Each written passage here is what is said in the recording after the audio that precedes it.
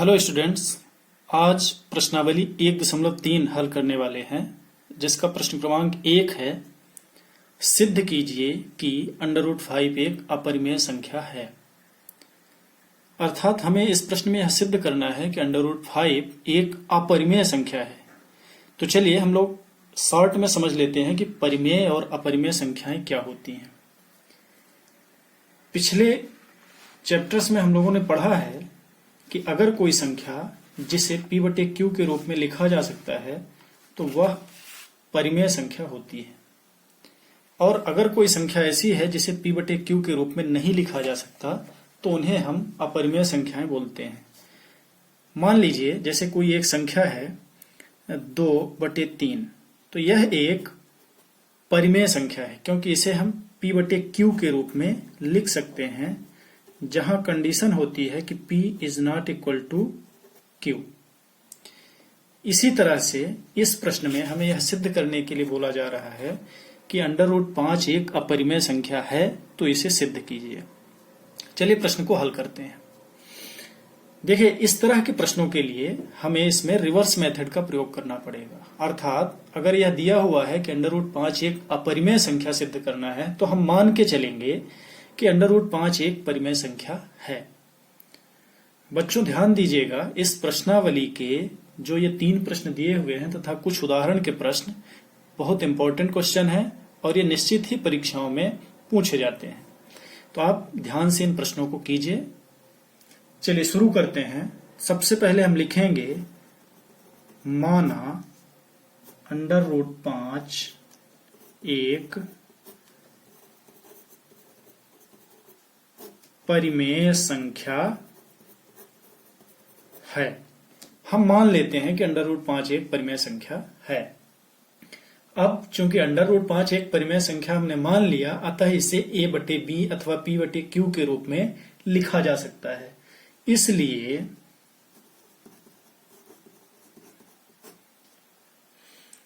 माना √5 बराबर a/b लिख सकते हैं, चूंकि हमने मान लिया है कि यह एक परिमेय संख्या है जहां b is not equal to 0 के बराबर नहीं होगा।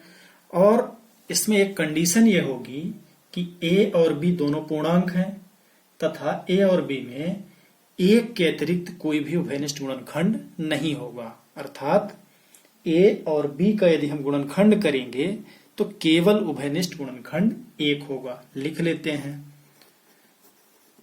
जहां a और b पूर्णांक हैं तथा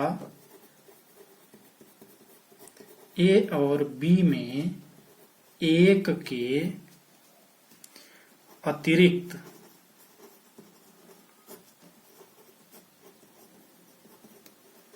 कोई भी उभयनिष्ठ गुणनखंड नहीं है। इस समीकरण को हम मान लेते हैं समीकरण नंबर 1। तो हल करते हैं समीकरण 1 से। देखिए, इसका जब हम गुणा करेंगे क्रॉस, तो क्या हो जाएगा? a equal to √5b। a का गुणा इधर होगा तो बटे में 1, तो a का 1 से गुणा हुआ तो a, और b into √5 equal to √5 into b। इसे हम मान लेते हैं समीकरण नंबर 2। अब आगे बढ़ते हैं। इस दोनों संख्याओं का हम वर्ग करते हैं। लिखेंगे वर्ग करने पर क्या हो जाएगा? a² इक्वल टू √5 का वर्ग 5 हो जाएगा और b का वर्ग b² हो जाएगा। √5 का वर्ग 5 कैसे गुणा करेंगे? √5 इंटू √5, अंडर कटेगा, उसके अंदर 25 आएगा, 25 का वर्गमूल 5 हो जाएगा। ठीक है। अब यहां पर आप देख रहे होंगे, इसे हम समीकरण नंबर 3 मान लेते हैं। a² equal to 5 into b² है। अर्थात a का 5 गुणा b स्क्वायर एक गुणनखंड है, जिससे हम मान सकते हैं कि 5 a स्क्वायर को विभाजित कर रहा होगा। कैसे? मान लीजिए कोई एक संख्या है, जैसे 6 है। अब 6 को हम क्या लिख सकते हैं? 2 गुणा 3। अब यहां पर क्या होगा कि 2 भी 6 को विभाजित करेगा और 3 भी 6 को विभाजित करेगा। सेम उसी तरह यहाँ a स्क्वायर बराबर 5 गुणा b है, अर्थात a को 5 भी विभाजित करेगा, b भी विभाजित करेगा।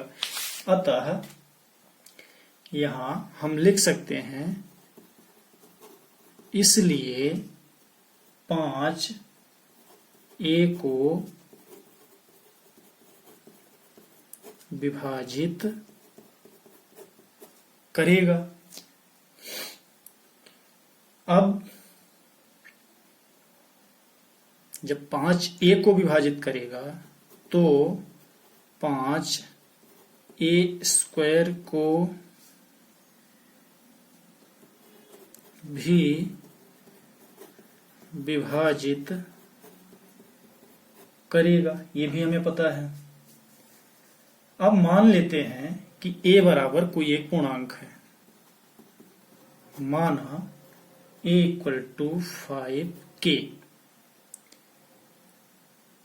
निश्चित तौर पर कोई न कोई पूर्णांक है जिसे हमें पता नहीं है, तो हम मान लेते हैं कि a बराबर 5k, जहां k एक पूर्णांक है। अब a का मान हम समीकरण 3 में रखेंगे। a का मान समीकरण 3 में रखने पर क्या होगा? a की जगह पर 5k लिखेंगे हम, तो 5k का स्क्वायर बराबर 5b स्क्वायर है। हल करेंगे इसको तो क्या होगा? 5 इंटू 5k स्क्वायर बराबर 5b स्क्वायर। इसे जब हम हल करेंगे 5 5 कट जाएगा, बचेगा क्या? 5k square equal to b square.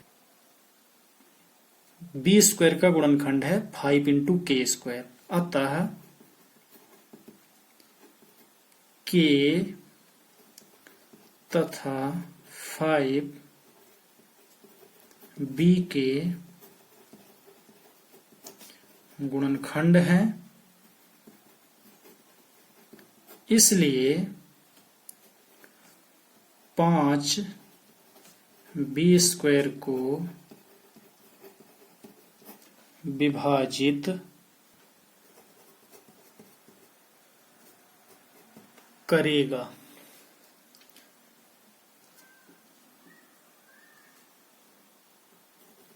तथा जब 5b स्क्वायर को विभाजित करेगा, इसलिए तथा 5b को भी विभाजित करेगा।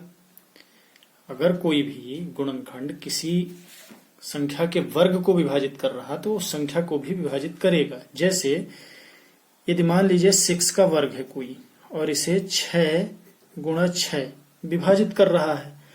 अब 6 यदि 6 के वर्ग को विभाजित कर रहा है तो 6 को भी विभाजित करेगा।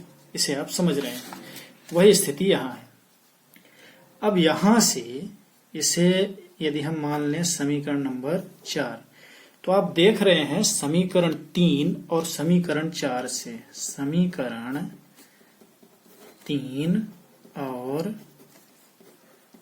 समीकरण 4 से क्या पता चल रहा है आपको? समीकरण 3 देखिए, समीकरण 3 कह रहा है a square equal to 5 square b, तथा समीकरण 4 है 5k square equal to b square. यहां से एक चीज हमें पता चल गई कि a और b जो दोनों हैं, a और b दोनों का उभयनिष्ठ गुणनखंड 5 है।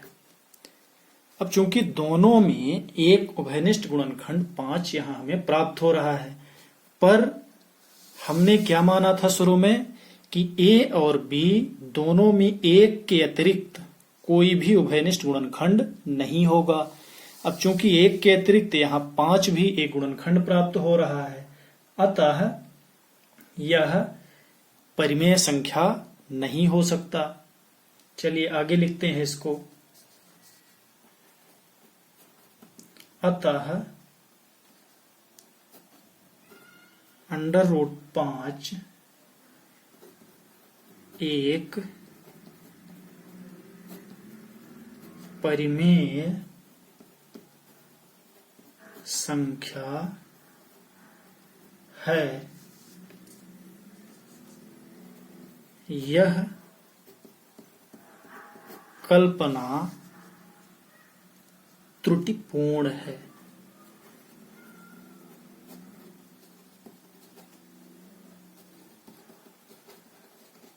इसलिए √5 एक अपरिमेय संख्या है।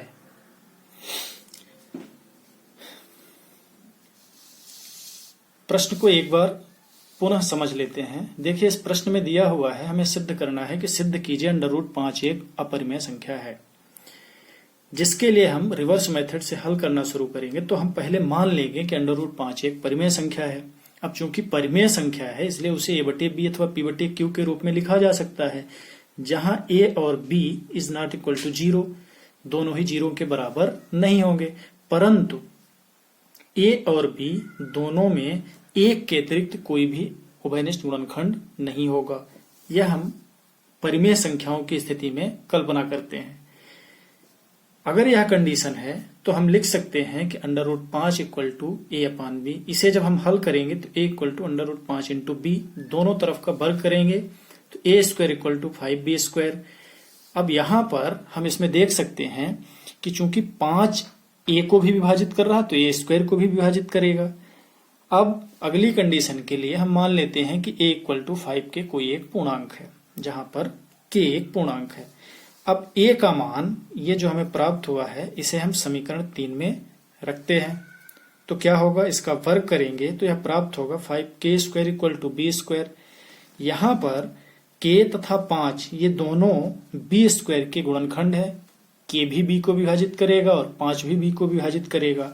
अतः हम लिख सकते हैं कि 5 B² को विभाजित करेगा तथा 5 भी B को विभाजित करेगा। समीकरण 3 और 4 से जब हम तुलनात्मक रूप से देखें, समीकरण 3 ये है और समीकरण 4 ये है, तो हमें यह प्राप्त होता है कि A का भी एक गुणनखंड है 5, A का भी एक गुणनखंड है 5, और यहां पर हम देख रहे हैं कि B का भी एक गुणनखंड है 5। परंतु हम परिमेय संख्याओं की स्थिति के विषय में जानते हैं कि किन्हीं भी परिमेय संख्याओं में अगर वो A/B के रूप में है तो उनमें एक के अतिरिक्त कोई भी उभयनिष्ठ गुणनखंड नहीं होगा, जो शर्त यहाँ त्रुटिपूर्ण साबित हो रही है। अतः हम लिख सकते हैं कि A और B दोनों का उभयनिष्ठ गुणनखंड 5 है, अतः √5 एक परिमेय संख्या है। यह कल्पना त्रुटिपूर्ण है, इसलिए √5 एक अपरिमेय संख्या है।